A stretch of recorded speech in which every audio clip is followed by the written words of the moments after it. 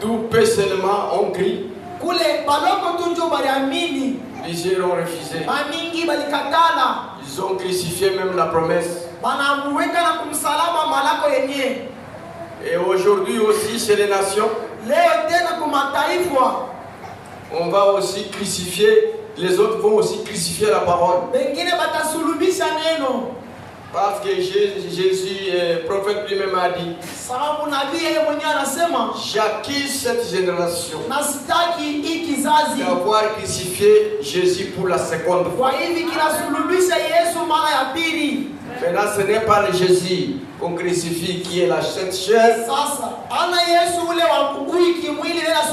Maintenant, on crucifie Jésus, la parole. Alors, avant d'entrer là-bas, ici, quand Jésus est parti, après avoir accompli son travail,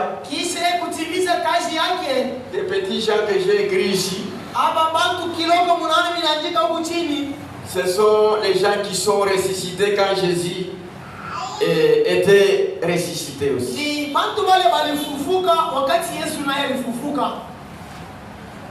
C'est-à-dire Abraham, les Job, les Daniel, tout cela, ceux qui étaient dans la tombe. Quand Jésus a crié à la croix, si vous allez lire ça, c'est dans Matthieu 27, verset 45 jusqu'à 54. On dit que quand il cria, les sépulcres s'ouvrirent. Et on a vu les morts marcher dans la ville. C'était la résurrection. Et ceux qui marchaient dans la ville, c'était les Abraham, les saints de l'ancien temps. Ils sont ressuscités. Ils sont partis ensemble avec Jésus dans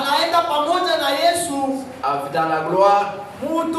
C'est pourquoi on disait que élever les linteaux, quand le roi des rois vient de vaincre dans la grande bataille, il monte avec les saints. C'était ce temps-là. Maintenant, quand Jésus est parti, il est assis sur le trône.